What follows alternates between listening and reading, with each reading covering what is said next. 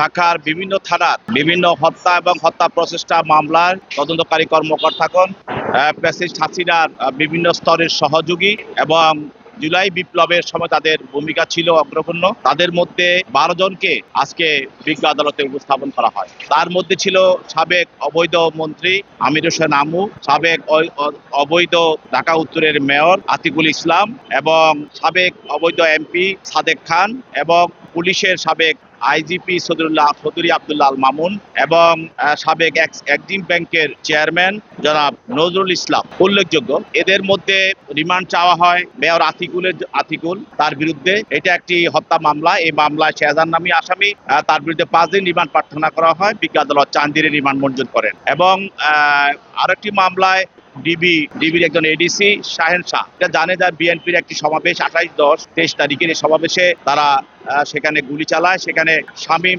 নামে একজন যুবদল কর্মী মৃত্যুবরণ করে। সেই মামলায় শাহেন শাহের বিরুদ্ধে 10 দিন রিমান্ড প্রার্থনা করা হয়, 3 দিন রিমান্ড মঞ্জুর করেন এবং এক্সিম ব্যাংকের সাবেক চেয়ারম্যান এবং শেখ হাসিনার অতি আস্থাভাজন এবং তার অর্থের যোগানদার নজরুল ইসলাম মজুমদার, তার বিরুদ্ধে 5 দিন রিমান্ড প্রার্থনা করা হয়, 3 দিন রিমান্ড মঞ্জুর করা হয়। এছাড়া আরেকজন যুব মহিলা লীগে ঢাকা উত্তরের সাধারণ সম্পাদক এবং ওয়ার্ড কমিশনার শামীমা আক্তার, তাকেও একটি মামলায় 5 দিন রিমান্ড চাওয়া হয়, তার বিরুদ্ধে 2 দিন রিমান্ড মঞ্জুর করা হয়। এই ছিল আজকের আটক।